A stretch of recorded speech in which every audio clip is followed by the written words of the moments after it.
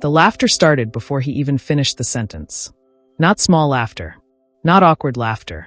The kind of laughter people use when they think they're safely standing on the winning side of the room. The showroom floor echoed with it. 30 employees. Customers pretending not to stare. Managers standing behind glass office walls. Phones ringing somewhere in the background. Keyboards clicking. Coffee machines hissing. And right in the center of all that noise, Marcus leaned against the sales counter, looked directly at me, and said, "So seriously, bro, what do you make here? $12 an hour?" The room erupted. One guy nearly dropped his coffee. Another slapped the desk laughing. A new recruit whispered, "Damn." Someone behind me actually muttered, "That's rough." And Marcus? Marcus smiled like he had just delivered the line of the year. Like he'd just exposed me in front of everyone. Like he had finally confirmed what he thought all along. That I was nobody. Now here's the part people never understand when they hear this story. The insult itself didn't hurt. What hurt was realizing how confidently people will disrespect you when they think you have no value. That's the dangerous thing about perception. Human beings don't react to truth. They react to status signals. And in that building, I didn't look important. I drove an old car. I wore the same plain black shirts every week. I never talked about money. Never bragged. Never flexed. Never stayed after meetings trying to impress managers. I just worked. Quietly. Which, in environments built around ego, is almost suspicious. Because loud people can't understand quiet discipline. To them, silence feels like weakness. But what Marcus didn't know, what nobody in that room knew, was that 14 days earlier, I had signed a contract so massive it would completely change my life. And the moment he saw it, I watched arrogance collapse in real time. Not metaphorically. Physically.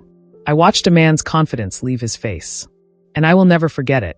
See, to understand this story, you have to understand the culture of that company. It wasn't technically toxic, but it was competitive in a way that slowly poisoned people without them realizing it. Every conversation became a scoreboard. How much did you close this month? What was your commission? How many accounts you got now? What's your bonus looking like? Even lunch breaks felt like silent competitions. Guys compared watches, shoes, cars, apartments, vacations. Half the employees were drowning financially while pretending online they were entrepreneurs. And Marcus? Marcus was the king of that universe. He'd been there 3 years. Top salesperson twice. Employee of the month plaques. Managers loved him because he produced numbers. New hires admired him because he looked successful. He walked like a man who believed the building belonged to him. Expensive watch. Perfect haircut. Designer belts with giant logos. Always loud. Always performing. And the crazy thing? He was actually good at his job. That's what made him dangerous. Because successful people sometimes start believing success makes them correct about everything. Marcus thought he could read people instantly. And he read me completely wrong. He thought quiet meant insecure. He thought calm meant weak. He thought modest meant broke. And honestly, I let him think that. Because I've learned something most people discover way too late. Never interrupt someone while they're underestimating you.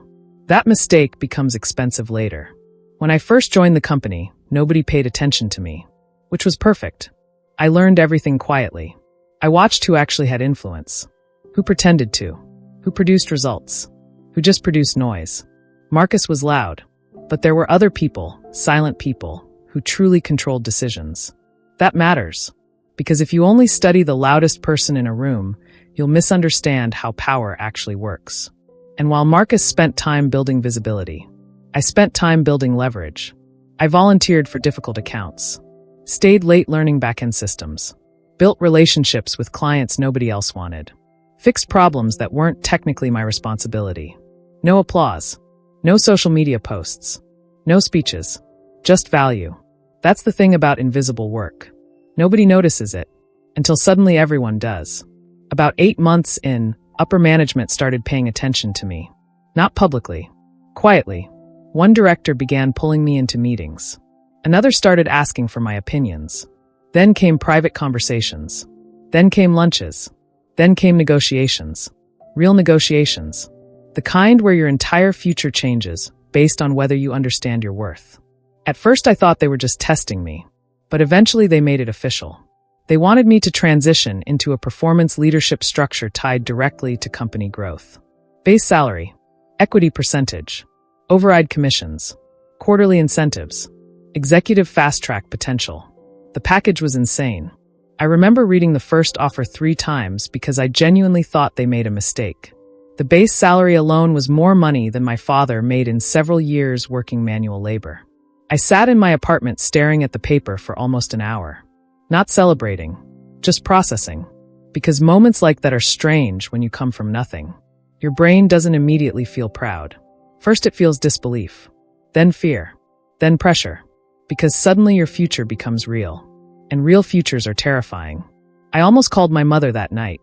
Almost. But I didn't. Because deals aren't real until signatures happen.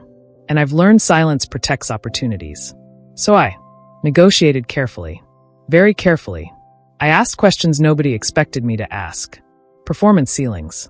Equity structures. Bonus scaling. Leadership authority. Exit clauses. One executive actually looked at me halfway through negotiations and said, "You're a lot more strategic than people think." I'll never forget that sentence. Because that's when I realized something. People confuse quietness with lack of intelligence all the time. And honestly, that misunderstanding can become your greatest advantage. Meanwhile, Marcus kept escalating. The jokes became routine. "Yo, somebody help this man out. You still driving that fossil outside? Bro works like he's getting paid in sandwiches." People laughed every time. And again, I never reacted. Not because I was weak. Because I was patient. There's a massive difference. Weak people react emotionally because they need immediate validation. Patient people understand timing is power. And timing was getting very close. Then came the quarterly review. The meeting. The day everything changed. You could feel tension in the office before noon. Everybody knew numbers were being reviewed. Promotions discussed. Compensation updated. Those meetings always changed office politics afterward. People dressed sharper than usual. Managers walked faster. Employees acted fake relaxed. Marcus was in peak form that morning. Loud. Confident. Cracking jokes. At one point he looked directly at me and said, "Hope they finally bump you to minimum wage today." Huge laughter again. Even I almost laughed. Because the irony was unbelievable. This man had absolutely no idea he was joking with someone whose new contract could probably buy his car outright. But again, I stayed calm. That's another thing successful people learn. The urge to reveal yourself too early is emotional immaturity. Power revealed too early loses impact. And impact matters. The meeting started around 2 p.m. Regional director, HR manager, department heads, sales team. Everybody packed into the conference room. Numbers appeared on screens. Performance charts. Revenue graphs. Marcus looked relaxed because he expected praise. And to be fair, he earned some. Then the director started discussing restructuring. New roles. Leadership expansion. Compensation adjustments. The room got quieter. Then my name appeared on the screen. I saw Marcus glance up casually. Still relaxed. Still confident. Then the director said, "We also finalized one of the new strategic performance contracts." And suddenly several people looked at me.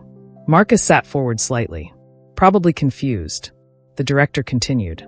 "For documentation purposes, can you hand HR the signed agreement?" That was the moment. The exact moment. I reached down slowly, opened my bag, pulled out the folder, and placed it on the table. No dramatic speech. No revenge line. No smug smile. Just paper. The HR manager opened it, looked over the numbers, then passed it toward the regional director. And Marcus looked down. At first casually. Then his eyes stopped. Actually stopped. You know those moments where somebody's brain suddenly realizes reality doesn't match the story they've been telling themselves? That happened right in front of me. His face changed slowly. First confusion. Then disbelief. Then calculation. Then something almost painful. Because suddenly he understood. Every joke. Every assumption. Every laugh. Every moment he treated me like I was beneath him had been built on completely false information. His jaw dropped slightly. Tiny movement. But enough. He looked up at me. Back down at the contract. Back up again.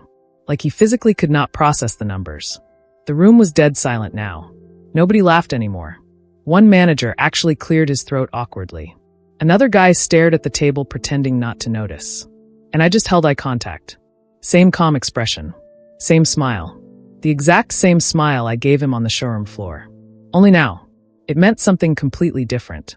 And the craziest part? I still didn't say anything. Because the contract spoke louder than I ever could. The numbers explained everything. The silence afterward explained the rest. After the meeting ended, the atmosphere in the office completely changed. You could literally feel people recalibrating how they viewed me. That's how shallow workplace culture can be sometimes. Your personality doesn't change. Your intelligence doesn't change. Your character doesn't change. Only people's awareness changes. And suddenly they treat you like a different human being. Same face. Different numbers. Amazing how that works. Managers who barely acknowledged me before suddenly wanted conversations. Co-workers who ignored me started acting respectful.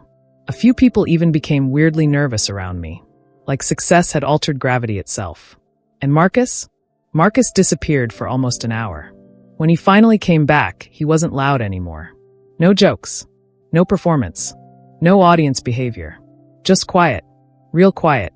Late that evening, after most people had left, he walked over to my desk. And honestly, part of me expected ego. Defensiveness. Excuses. Instead, he stood there awkwardly for a second and said, "Man, I owe you an apology." I looked up but didn't say anything. And then he said something I'll probably remember forever. He said, "You know what messed me up the most?" I said, "What?" And he goes, "You never once tried to prove me wrong." That line hit me harder than the insult ever did. Because he was right. I never defended myself. Never argued. Never flexed. Never exposed the contract early. And that destroyed every assumption he built about me. That's when I realized something important. People expect insecurity to defend itself loudly. Confidence doesn't need to. So if you're listening to this right now, and people underestimate you, mock you, ignore you, laugh at your position, your salary, your lifestyle, your silence, good. Let them misunderstand you. Because hidden growth is still growth. And the beautiful thing about long-term strategy is this. By the time people realize what you've become, it's already too late to compete with you. That's the power of silent progress. Not because silence is magical, but because silence keeps you focused while everyone else wastes energy performing success instead of building it. Marcus taught me something that day without meaning to. The loudest person in the room usually needs attention. The quiet person usually has a plan. And plans are far more dangerous than opinions. So build quietly, negotiate quietly, learn quietly, move quietly, because one day, the room that laughed at you will go completely silent.